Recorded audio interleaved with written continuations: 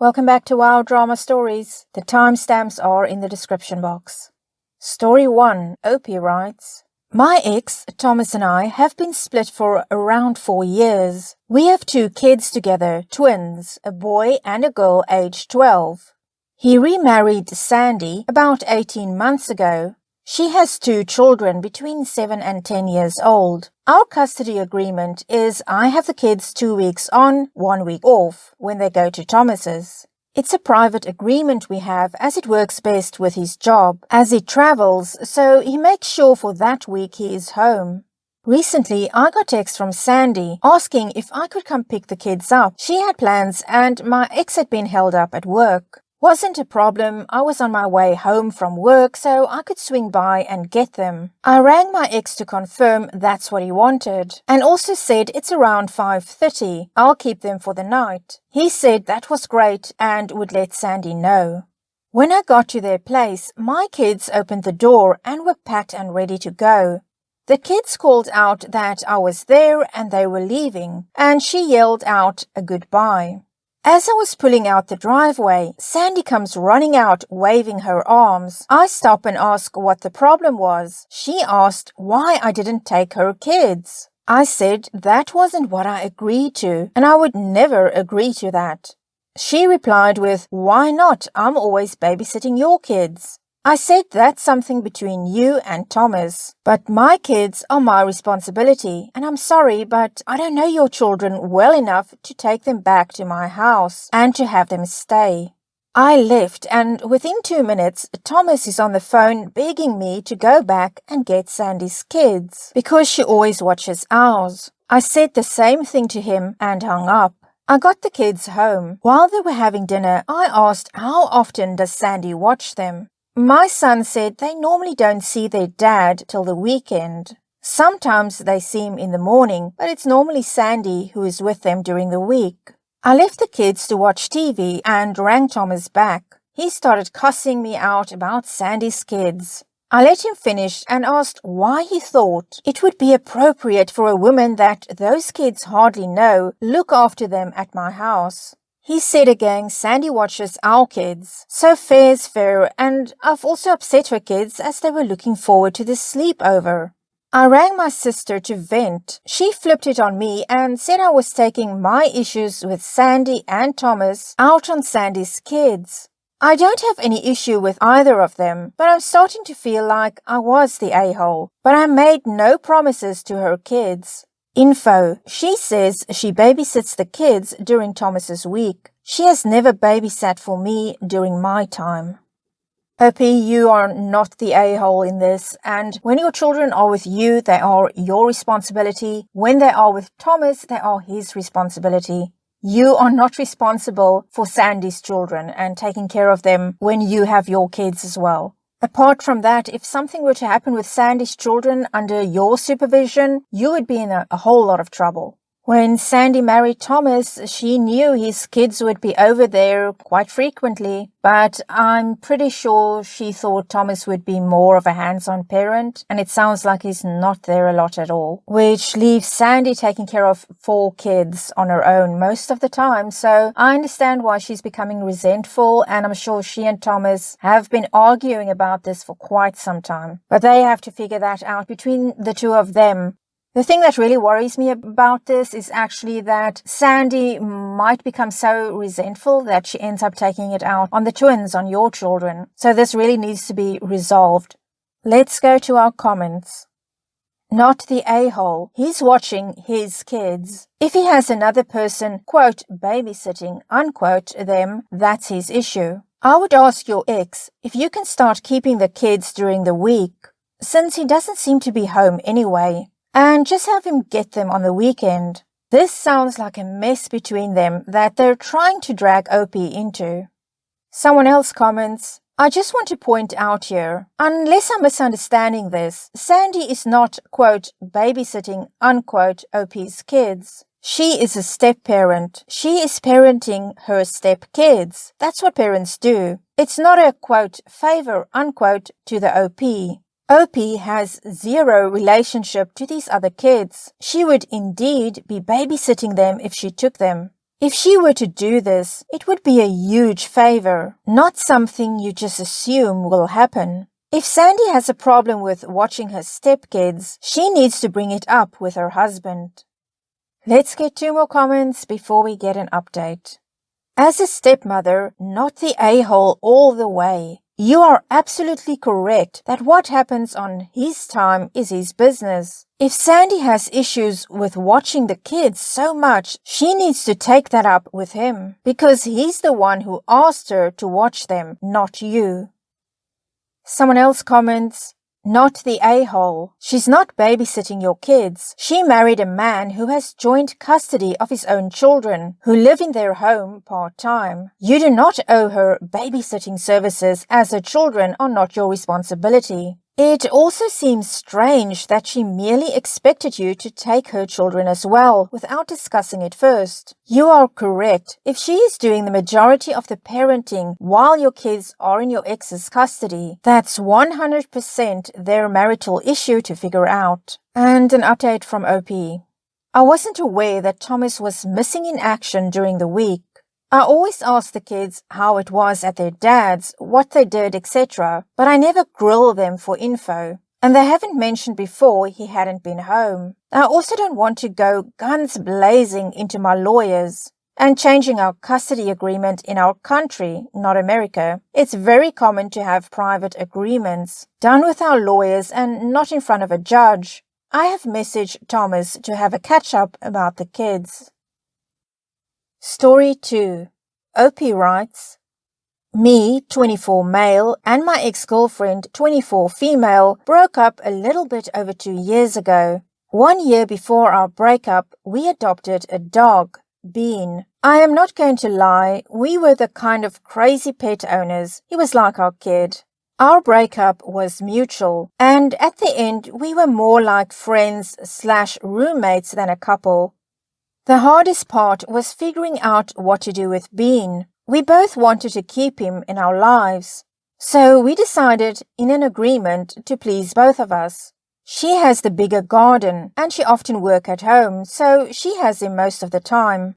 I often go on hikes on the weekend, and she has to travel for work once a month. So I have him at least a week each month, and on the weekends. I have the code to the gate of her garden, so when it's my turn, I just go and get him. Her brother is one of my closest friends, and I hike with him, so during the weekend, he is the one getting him. If we talk, it's mostly to give small updates about our families. We know each other since we were 15, and the dog. I know this arrangement is unusual, but Bean is our dog, and right now, both of us can't imagine not having him in our life. 6 months ago, I met Anna, 25 female. She is now my girlfriend.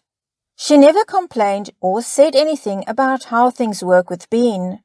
This Monday, Anna came over to mine. It was just a casual evening/night together. Around 10, my ex called me in tears. A neighbor came in the afternoon to deliver something, and she forgot to close the gate. When my ex came back, Bean was missing. She told me that her and her boyfriend looked around but couldn't find him, and they were going to call more people to search for him. I told her that I was coming. I asked Anna if she wanted to come, but she refused. When I arrived at my ex's place, a few people were here to help. Her boyfriend, her brother, the neighbor, and her family and some of our friends. Anyway, it took us over 1 hour, but we finally found him. He was fine. We took him home, I gave him a lot of hugs, said bye, and left. I came home and Anna was already in bed.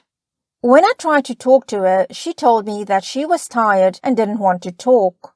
The next day, she was cold and barely talked to me, but after work she called me to talk and kind of exploded on the phone.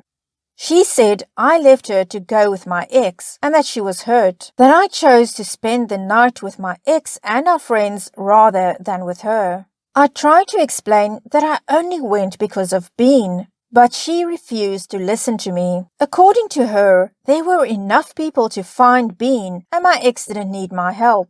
Which is true, but he's still my dog, and it's my job to be here for him. Even our friends came to help. I want to add, this is the only time that something like that happened since we broke up. Honestly, I don't know what to think. In my mind, I did the right thing, but Anna said that I neglected her. My friends don't get along well with her, so if I ask them, they will be biased. OP, I don't think you are the a-hole in this, and you've been with Anna for 6 months. She knows how it is with you and Bean, and the arrangement you have with your ex. And she never told you she wasn't okay with it until Bean went missing. Actually, at this point, I'm going to be a bit cynical and say that I would be worried to even leave Bean for a moment alone with Anna, because obviously she resents that you share Bean with your ex-girlfriend, and I just wouldn't trust her. Sorry, maybe that's a bit harsh, but she has some serious resentment that's been building up for quite a while. Let's get some comments.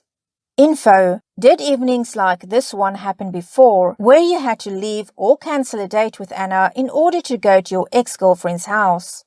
OP replies, no, it's the first time that something like that happened since we broke up. We never lost Bean or had any big emergency with him before that.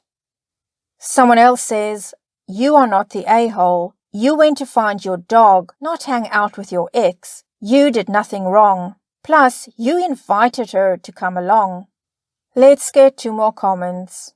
Not the a-hole. You are not an a-hole for going to look for your dog. She is not an a-hole for finding this unconventional situation with your ex unpleasant. I get that you didn't want to give up the dog, also why you went to look. But it is a strange situation, and she doesn't have to love it. And a final comment. Not the a-hole. If any of my friends lost their dog, or if my dog was missing, I would be there no matter what hour. Glad Bean is okay. Red flags. This cold shoulder, then exploding at you, is incredibly immature. Her claiming you neglected her, rather than owning her own feelings of neglect, is gaslighting. Run. Story 3. I, female 20, have a Barbie doll collection. I've been collecting them my entire life. I have over 30 collectible/limited dolls, all still in box in perfect condition. They are on display in my room. My parents invite my little cousins over quite a bit, and of course they come in my room sometimes to look at the dolls. I don't mind, they know to look, not touch. One of my cousins, let's call her Anna, female 12, seemed particularly interested in my dolls. She was asking me which ones were my favorite, most valuable, ones I had the longest, etc. I was showing her my favorite one that I got as a child that's worth about $500. It's my favorite doll. After I finished telling her about it, we left my room and we all went downstairs to chill. I noticed all my cousins were playing, except for Anna, who had disappeared sometime while everyone else was still playing. I didn't think much of it, just thought she was in the bathroom or outside playing. But after about 15 minutes, I got suspicious and went upstairs to my room. There was Anna playing with my $500 Barbie doll. She not only opened it, but completely destroyed the box in the process. My heart dropped. I lost it. I screamed at her and told her she was never allowed in my room again. She started crying, saying she didn't know she couldn't play with it. But that's a lie. I always tell them to look, not touch. It also felt suspicious. She opened the one doll I told her was most important to me. When my aunt came to pick my cousins up, Anna ran to her saying I yelled at her for playing with my toys and banned her from my room. My aunt was furious with me and demanded that I apologize to Anna. I refused and told my aunt she owed me a new doll. My aunt told me no doll should be worth $500 and said she will not replace it. My family is divided over this. Some are on my side, but some say I can't expect my aunt to pay $500 for another doll. So, am I the a-hole? We're going to get to an update from OP after some comments. And, well, my opinion on this OP. Anna is 12 years old. She knew exactly what she was doing. And by the way her mother reacted after you told her what Anna did, it's no wonder that Anna thinks she can do whatever she wants and you have to apologize to her. I don't know Anna, but I don't like Anna. Just listening to that and listening to your aunt's reaction, I don't like them. Let's get some comments. She's 12, not 2, and is manipulative enough to tell a sob story and get footing over you. Maintain the ban on Anna and your aunt until you receive an apology and replacement. Send a link to the exact doll so Auntie can see that yes, it really is $500. Do tons of super fun stuff with all the other cousins and nieces and nephews that she doesn't get to do. See if your homeowner's insurance will cover a replacement. Probably not, but it's worth checking. Not the a-hole.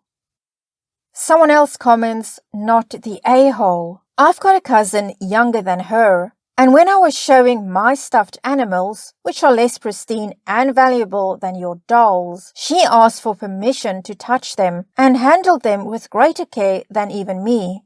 Your cousin absolutely knew what she was doing was wrong, and your aunt is just enabling her and refusing to take responsibility for the stuff her daughter ruined, not the a-hole. Tell your parents either it will be replaced or you will sue your aunt and get a lock on your door and never let those kids into your room again.